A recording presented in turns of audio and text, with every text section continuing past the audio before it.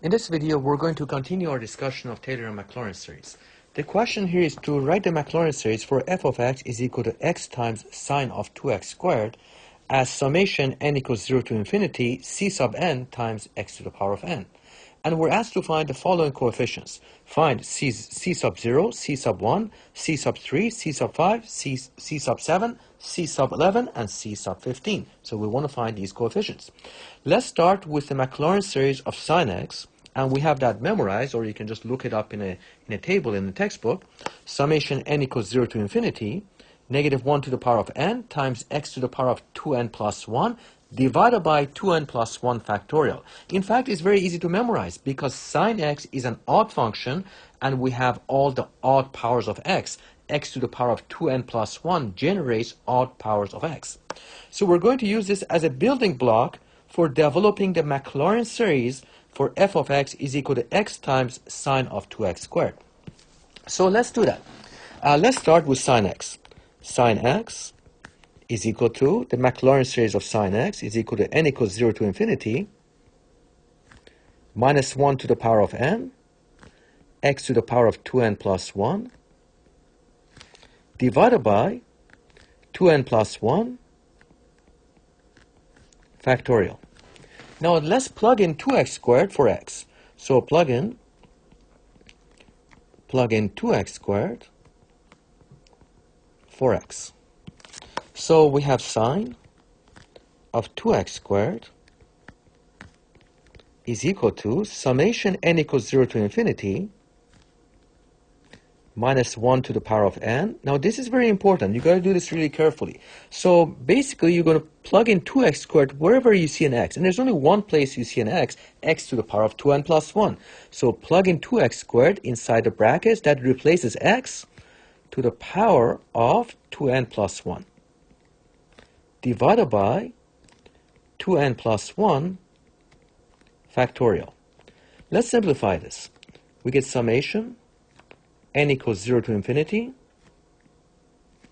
minus 1 to the power of n. And here we have 2 to the power of 2n plus 1, so we're going to separate it out.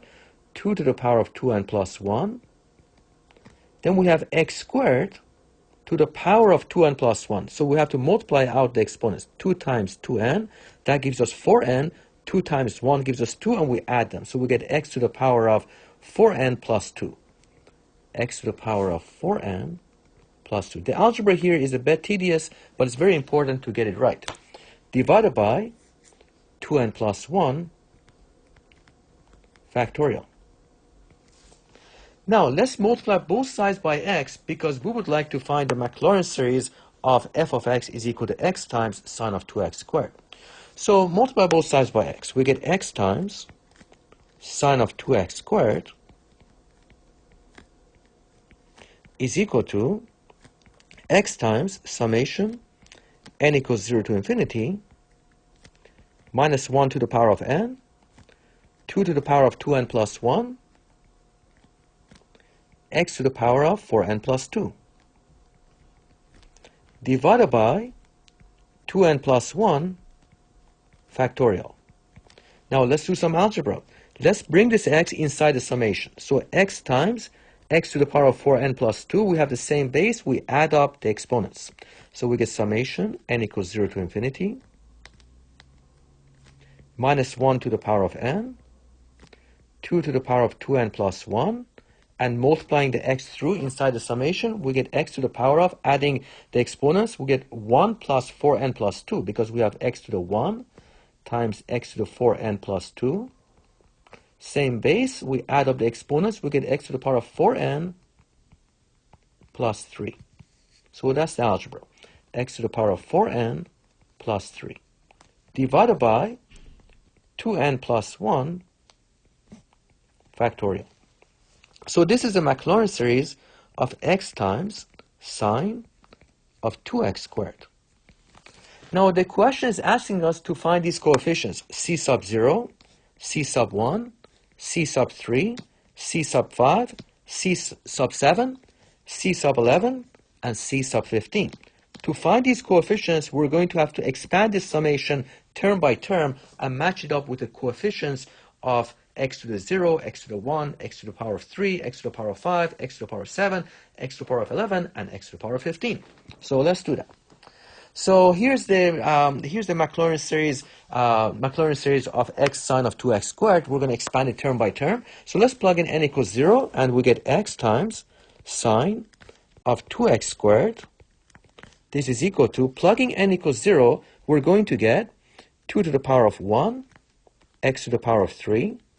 Plug n equals 1, we're going to get minus 2 cubed, x to the power of 7, because you're plugging x equals 1 here, we get 4 plus 3 is 7 in exponent, divided by 3 factorial.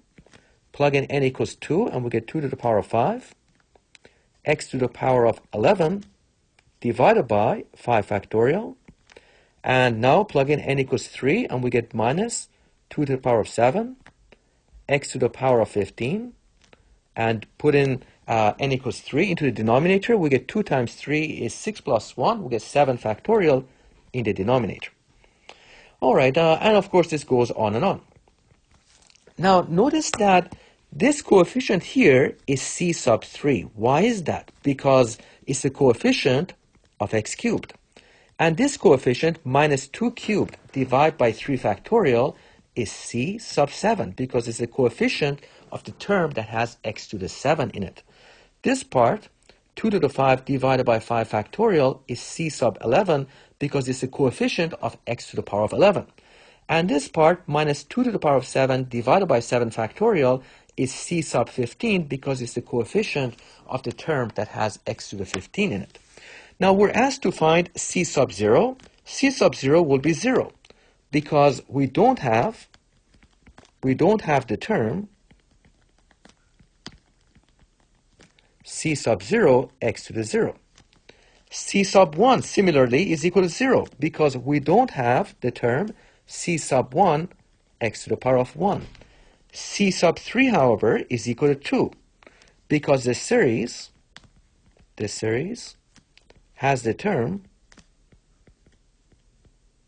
c sub 3 x cubed is equal to 2x cubed.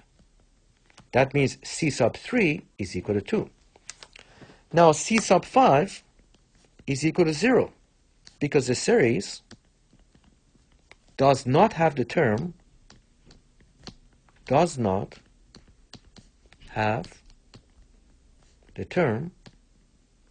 c sub 5 x to the power of 5.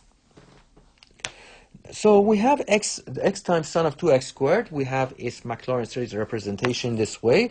And of course, this is c sub 3 because it's a coefficient of x cubed. This is c sub 7. And this part is c sub 11 because it's a coefficient of x to the 11. And this part is c sub 15. So c sub 7 is equal to minus 2 cubed divided by 3 factorial, because the series has the term c sub 7 times x to the power of 7 is equal to minus 2 cubed divided by 3 factorial x to the power of 7. So c sub 7 is equal to minus 2 cubed divided by 3 factorial. C sub 11 is equal to 2 to the power of 5 divided by 5 factorial, because the series has the term c sub 11 x to the power of 11 is equal to 2 to the power of 5 divided by 5 factorial times x to the power of 11. That means c sub 11 is equal to 2 to the power of 5 divided by 5 factorial. Now, lastly, c sub 15. This is equal to minus 2 to the 7 divided by 7 factorial, because the series has the term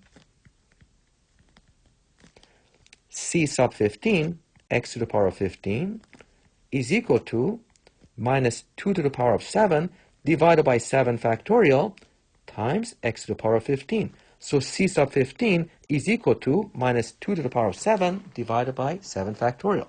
So the key concept here was to match up the coefficients c sub n with the powers of x to the n for the series summation n equals 0 to infinity, c sub n x to the power of n, to find all those coefficients that we were after. We were after c0, which we got to be 0. C sub 1 is equal to 0. We got c sub 3 is equal to 2. C sub 5 is equal to 0 because there was no term that had x to the 5 in it. And c sub 7 we found to be minus 2 cubed divided by 3 factorial. And we got c sub 11 is equal to 2 to the power of 5 divided by 5 factorial. That was the coefficient of the term that has x to the power of 11 in it. And we also found c sub 15 to be equal to minus 2 to the power of 7 divided by 7 factorial, because that's the coefficient of the term that has x to the 15 in it. All right, thanks.